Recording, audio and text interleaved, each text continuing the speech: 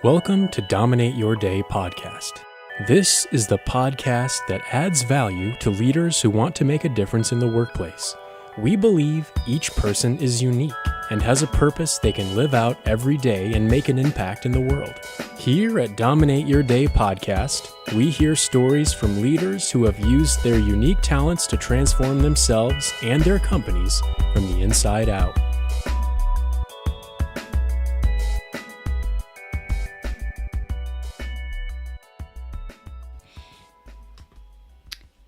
Okay, well, I would love to welcome everyone to Dominate Your Day today.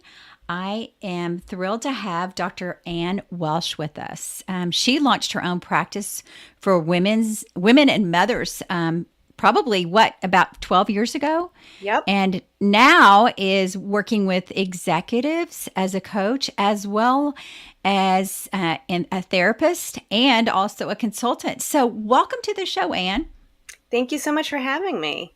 Yeah, so I love hearing your story. So, listeners, Ann has got some brains. She's from Harvard. So, get ready. I'm like, how did you get all this in this package? I mean, you've got 4 kids, you've gone to Harvard, you've had your practice for over 12 years.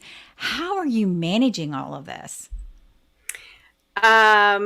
I don't know that I have a great answer to how I'm managing it other than I make a lot of mistakes and I drop balls all the time. And that's kind of part of my message to people, is that it's okay to drop balls and to say no to things and to maybe look like a bit of a mess sometimes and to try to do it all at the same time.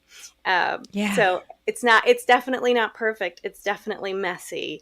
And I get a lot of joy out of all the different roles that I do. Isn't that cool? And I think we all have this different kind of mindset of who we think we should be. I remember when I was growing up, my mom was one of the few working moms. We had all these different people that kind of had role model, the Barbara Walters or the different people that were out there working at the time. And now it's women. A lot of women are blending. They're blending their work and their home life. And I hear that from you. And so how did you get started into wanting to be a psychologist? How did all that happen? Yeah, well, and it's funny. So I grew up with a working full-time mom too. She was a physician. She was a doctor, which there was you go. rare at the time. Yeah, very rare. But I never thought twice about it then, right? It was always like, of course I'm going to have a big job. That's what I saw. I thought it was cool that my mom was a doctor.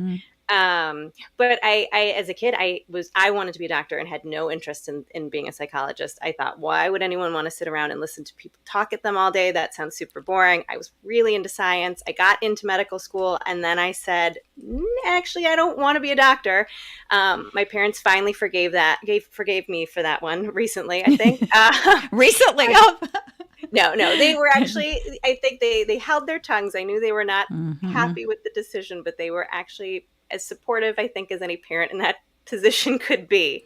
So I decided to go to graduate school at that point in psychology. And I originally thought I might want to go into more of an academic setting and do research, but I kind of fell in love with providing therapy and talking to people as I went through that process.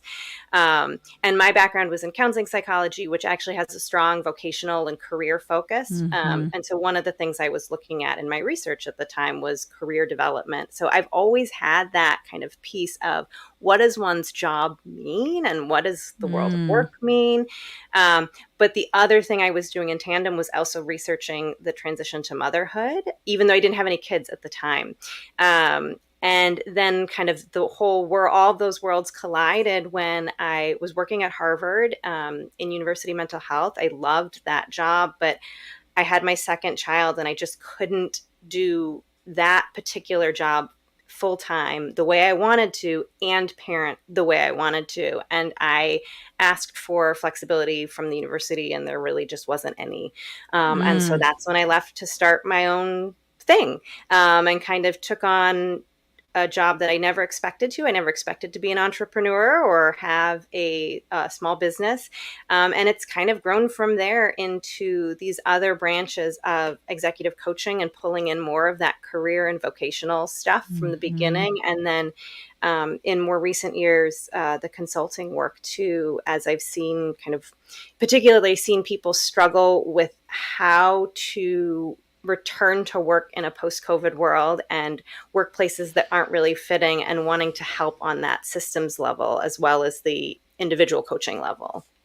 I love that. So you've kind of reinvented yourself along the way, based on what you were needing, but keeping the same core of the therapy, but being able to add these other opportunities for your clients.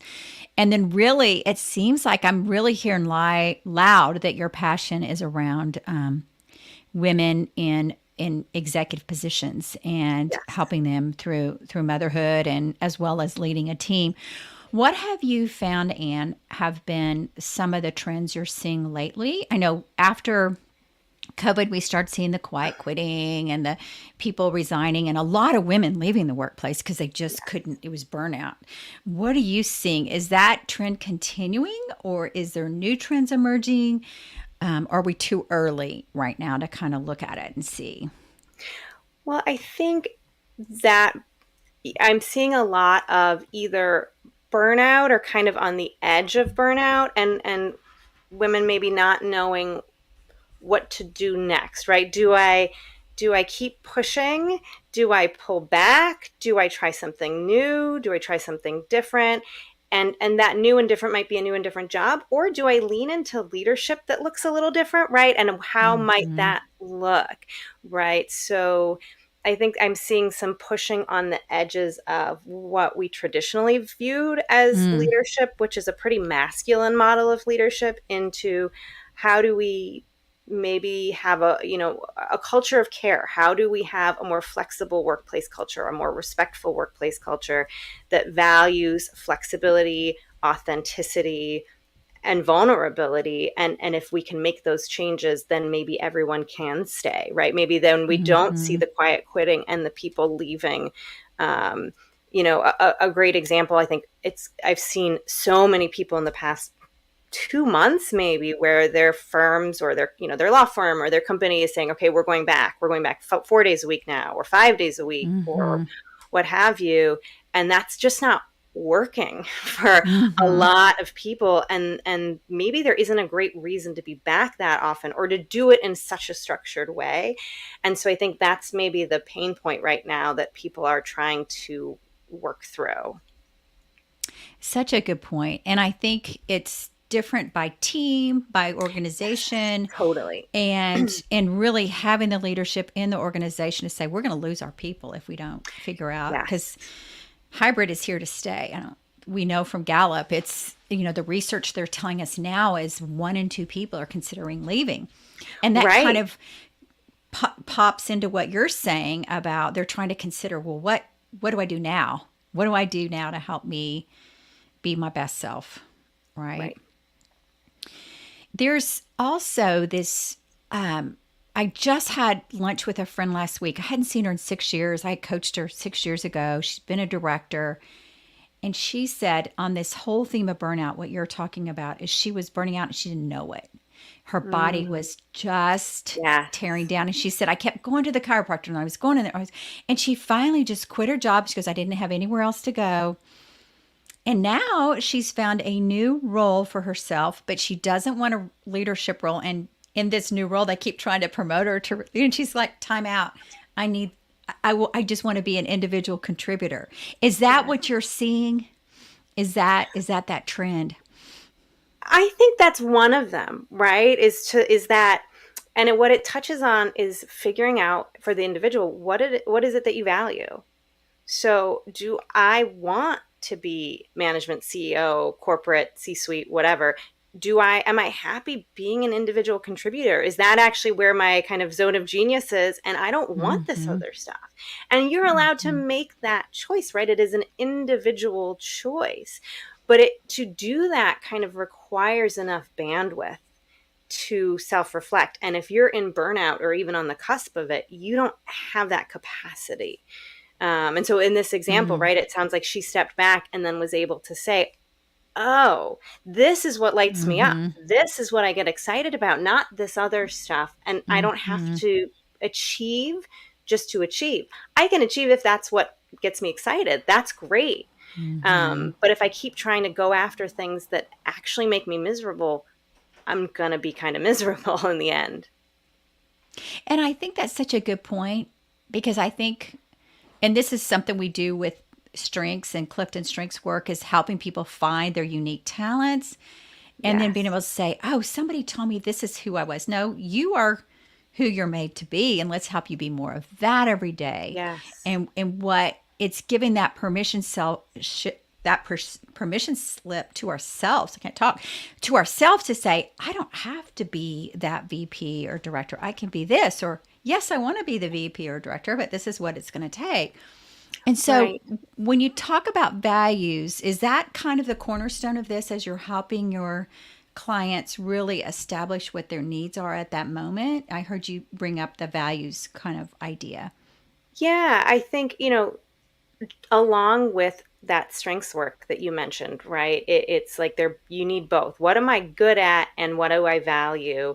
And if I can find something that's in the middle of those, I'm going to feel more aligned, right? It's a silly analogy, but when I kind of use the analogy of like wearing clothes that fit for you, right? So if I can put on my, go get my mom's 80s power suit with the big giant shoulder pads, and maybe it fits, but I'm kind of uncomfortable in it. Like, I can walk that corporate walk and I can look that way. I can do the part. And it's maybe always going to feel like I need to adjust it, or it's kind of uncomfortable. And I can swap out to, a big, I don't know, a mini skirt, and I'm going to be pulling it down all day because that's not me either, right? Like, I can do it, but it's not comfortable. And when we make choices that are aligned with our values, it feels like, oh, I can breathe. This is comfortable. And it's not a one size fits all, right? Not everyone needs to wear, I don't know, leggings and a sweatshirt. I'm a jeans and a t-shirt kind of person, right? That's my favorite thing to go to. And that's not everybody's cup of tea. That's just me. But when I know that and I choose that, then there's so much more capacity to take on things, to take on extra things, to take rest, to just kind of reach your potential, because you're not limiting yourself by outside expectations of what you're trying to do. It's just me. I love that. So how do you help people find their values? So a lot of times we will do some kind of exploring is the word I would use, right? Yeah. Talking through what things bring you joy? What decisions have you felt good about? What decisions have you not felt good about? And I'll sometimes use some inventories, right? I mean, the Strengths Finder is a great one to talk about strengths, and that can inform our values. I'll also use the VIA values inventory assessment, which is another free one, which is great, just because it shoots out like a list that can help you articulate, oh yeah, that fits for me, that resonates, or no, that doesn't. I'll also sometimes give clients just a list of, I've got a PDF with, 100 different things one could value. And we do an exercise where you kind of basically narrow it down. You circle things and then cross them out, and it's more tangible work. And it doesn't have to be, you get it down to 1 or even 5, even once you have a name of, 10, that's a good place to start with. And you start trying things and using those values to guide yourself. I love that. I started it's called the Strengths Journal for Gallup, and it's licensed journal, a daily planner based on your strengths. And one of the things I did when I created this in 2019 was, and I published it in 2020, was, know your mission, know your values. Of course, you know your strengths first, then your mission, then your values. And then all this work came out around COVID and everything. And all of a sudden, there was just this reawakening of, oh, here's my strengths and here's the values that speak to me. And oh my gosh, they match. They kind of tie Yes. together. And that was just so fun for me and my clients to work through as they started really thinking about their values. But I know for me, and that I didn't, before all this work I started doing, I didn't really think about values that much. I knew I had them, Yeah. but I didn't know what they were. And I think it's so, when you're doing this deep work on yourself, I think it's so powerful. So as you're working with leaders right now, and it sounds like you're passionate about the working moms, tell us about that work you're doing with moms that are working and managing it all. How are you kind of helping come in and support as a therapist, coach, executive Yeah. counselor? How's that going? Yeah, I mean, I think what one of the things that the starting place with working motherhood is that, I say we're playing a rigged game, right? You can't be the perfect mom and the perfect employee. Those things don't Hmm. exist, first of all, and you certainly Right, can't be both of them. And right. so we need to kind of scrap those models, like we were just talking about with the values, and say, okay, well, Hmm. what do you value? What's important to you as a mother, and what's important to you as a leader? And how are we going to fit those pieces together? So it's really Hmm. kind of figuring out an individualized solution that feels authentic. It's a lot of work Hmm. around setting boundaries and saying no to things in both spheres, and also around kind of tolerating seasonality, right? That like balance isn't a Hmm. state, it's constant movement. So maybe you lean into work for a little bit and you're not as present at home, and then you are at home a little bit more and you're not as focused on work, and that can go back and forth over different seasons.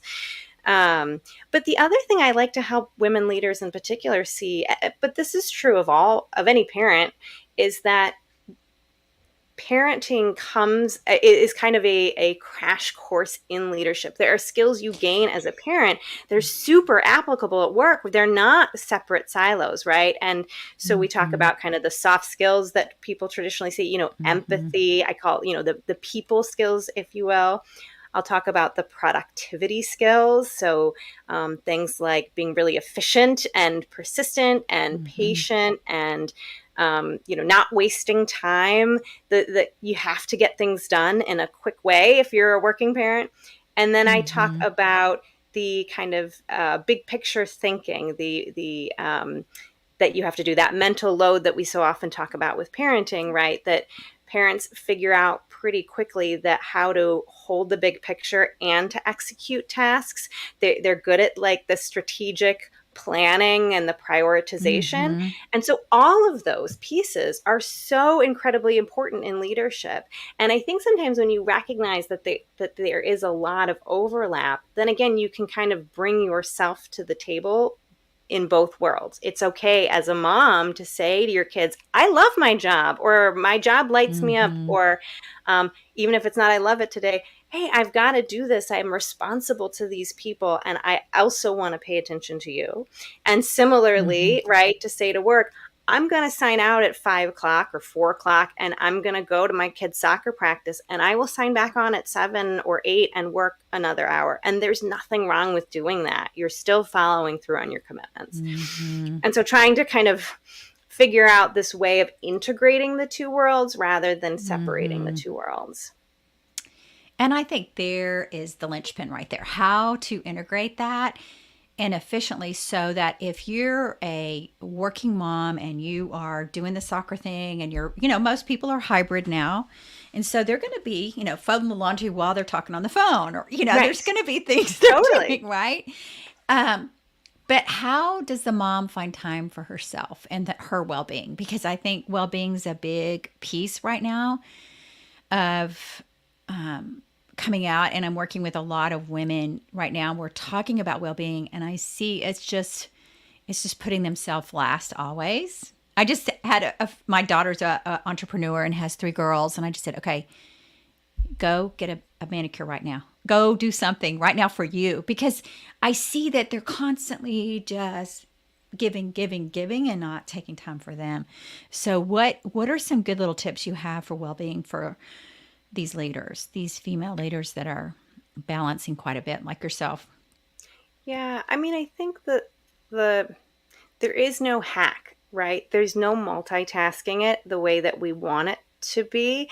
And so I think that's point number one. And point number two that I often say is like, if you don't do it, you're going to have to do it. Where your body's going to make you do it, right? Like you were talking about earlier, right? If you don't stop to do something for you, and that thing for you isn't sit on the couch and eat bonbons, right? It might be going to your doctor's appointments, right? It might be getting your teeth cleaned.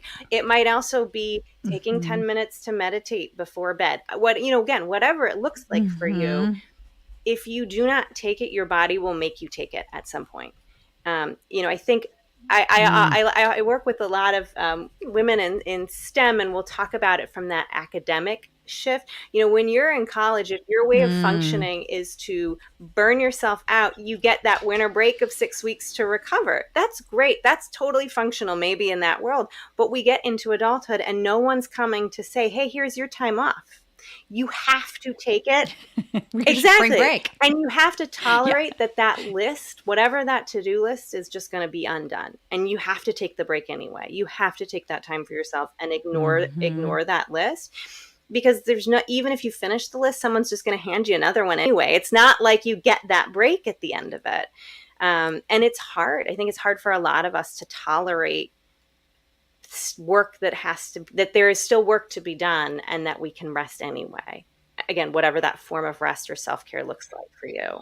Oh, good point.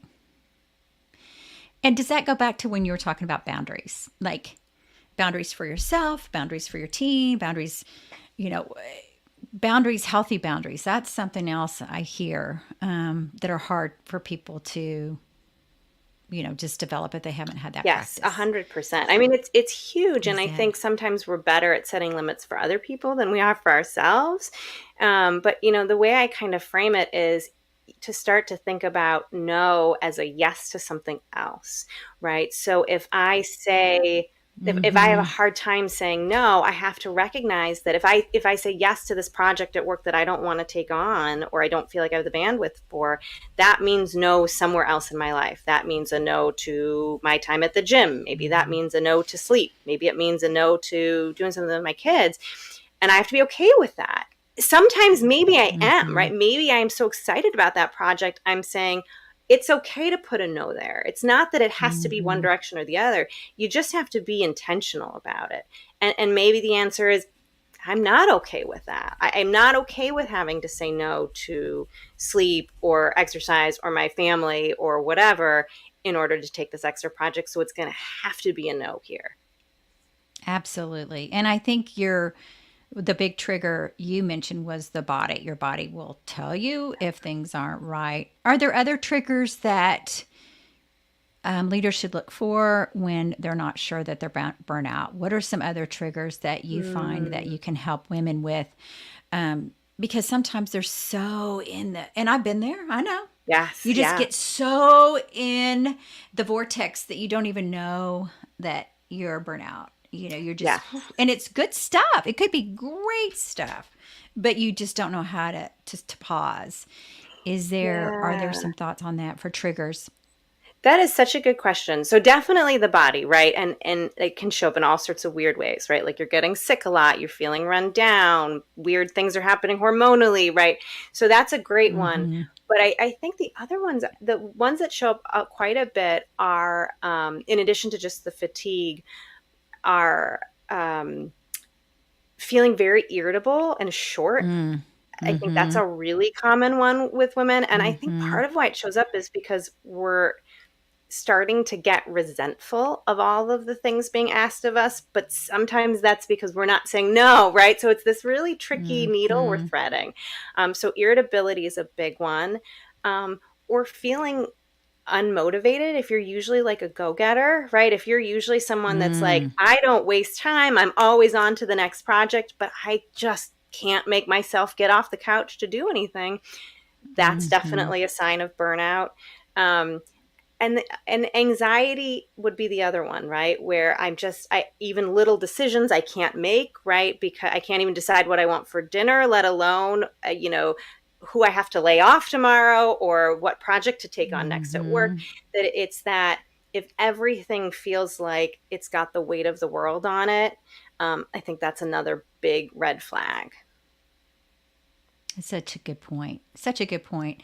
And I think too, as you're talking, I'm thinking about the ideal leader you want to be for your team, and that's being vulnerable, sharing, okay, I've got to work on my health, or I've got to, and not acting like superwoman, like I can do it Yes. all, because then your team's going to feel like they have to do it all and they have to be available all those hours.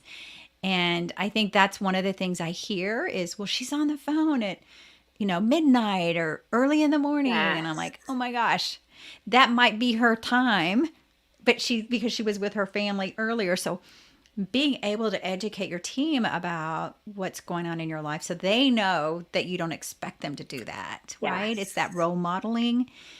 And I see that a lot. And I'm thinking it's really the leader that sets the pace, the leader that is opening up. Have you seen that with some of your leaders that have done a really good job of helping their teams really understand that, where they are, and that they don't need to be doing the same hours they're doing, or, looking at work life the same way? They want to encourage them to be themselves. Yeah, I see it. Are you I've seeing that? seen that more, I will say, with my younger clients, right? Like the more kind of younger millennials, Yes. they're much better at Yes. saying, I'm out for 2 weeks because I'm going to go camping with my kids, Mm-hmm. and I'm not reachable, and I'm not apologizing for that, right? That Mm-hmm. it's kind of, we're learning from those that are coming up, but that can kind of trickle upwards as Yes. well. Right. But I think you're totally right. The cultural change around being human at work has to come top down, and it has to be visible. And so it is things like saying, if the CEO is able to say, yeah, I'm going to leave on Tuesdays at 3 o'clock because I coach my kids' baseball game, or you know what, I mean, really vulnerable. I've got a therapy appointment at Fridays at Mm-hmm. 9 a.m. I will not reachable for that hour. And again, everyone's going to have their own level of comfort with how much they put out there, Right. but owning some degree of, hey, I have these work things or have these non-work things that are going to take me away from work, and I'm going to be kind of unapologetic about it and just do it, whatever That's it so is. good. One of the other questions I get, Anne, and I'm so glad with your background, I'd love to hear your answer on this, is most leaders aren't feel like they're not equipped to watch for signs of well-being, signs of somebody is not mentally healthy right now, or somebody is not, and so they're trying to manage. And the workplace is, we're in a mental health pandemic in the workplace. Yes. And so what, as a therapist, as a psychologist, what would you recommend for leaders as they're looking for the signs of burnout? You've mentioned those. Is there anything else as they're leading their team to help them stay in a thriving environment? And if they're not, being able to help guide them, because leaders aren't equipped for this most of the time. And especially if they're a younger leader, they're still learning everything. And they're like, I don't know how to talk to her about her well-being, or I don't know how to talk to him about that. And so I'm hearing that more and more as we bring more well-being information into the workplace. What are you hearing? Yeah. I mean, and I think it depends on the organization, right? Because if you're at a Southwest, right, something huge, there's Mm-hmm. HR, and I often will say, like, talk to HR about, bringing in programming, bringing in Yeah. workshops, making sure that everybody has information about access to EAPs so that they can get therapy if they need it. You can bring in psychologists or even coaches that will do kind of wellness trainings, right? All of that on a big picture level. But if you're a founder or you're a startup or just a smaller Yeah. organization, I say that from a leadership position, you don't want to get into the role of therapist, but that you can make it Right. okay for them to say, hey, I'm struggling a little bit, and to say, hey, I'm noticing that, I don't know, maybe you haven't been able to make it into work every day. Is everything okay? And to still be able to point them to resources. Even maybe you're so small that it's you and 3 other people. I mean, right? You don't have any Right. EAP, but to say, like, if you need help accessing some support, let me know and I will help you figure that out. And so that you can still be a human and um, offer that support or offer resources without worrying about having to take on that role of therapist or getting too much information. That's kind of I know that it's Yeah. more general advice, but that's where I would No, start. I think that's good. And I think the other part on top of that is just learning to listen, right? Yeah. And not being transactional as a Yeah. leader. So what are some of your recommendations that you would have for leaders just listening and learning empathetic listening, even if they don't have empathy in their top 10, or Right. Right. it's like, okay, I need to listen and pay attention right now. Well, and that listening in and of itself, right? I mean, we could do a whole See, podcast thing on on listening, that, listening. but Yes. it is I'm going to listen and be present. So if someone's telling me something hard and I'm thinking about my grocery list, that's going to be they're going to pick up on that, right? On that detachment. And so I'm going to listen and not fix. So I'm just going to listen and take in this information and then maybe ask what they might find helpful. Again, you don't have to be the therapist in this role. That wouldn't be healthy or helpful, but to try to understand what they are saying from their perspective, and then to think together about what a next step could be. I love that. I think that active listening, it's so hard, but it's so powerful now. I see that so much more now, even just starting a meeting, just instead of, okay, let's do this. It's like, okay, how are you today? What do you Yeah. need today? And at the end, did you get what you needed? Is there anything I can support you with? And I think those are the things I hear now more in the workplace than I have in the past, from really good leaders. So I love all that you've shared today about just even when you're not yourself, it doesn't feel right. That was so powerful. And being able to really talk about everything from active listening to being able to talk about well-being in the workplace and what it's like to be a working mother right now in a hybrid situation. So I love the fact that you carry kind of 3 hats that you wear with your clients. So as we're getting ready to close down, is there anything that I didn't ask you that's coming up for you right now, as we get ready to close out? I don't think so. I think, one of the things that we were talking about before the show is just how much the strengths work, is important. And I think even just in this last part of the conversation, as we're talking about this mental health at work pieces, to your point, you don't have to have empathy as one of your strengths to learn it. It's a skill that you can build, just like any of those other strengths on that list. And so as a leader, if you feel like this is not one of my top 5, maybe, I can still build it to be a more empathic leader, and I can still Yeah. learn to kind of create a culture of respect and care at my organization. And if I need help with that, then ask a coach, right? That's what we're here for.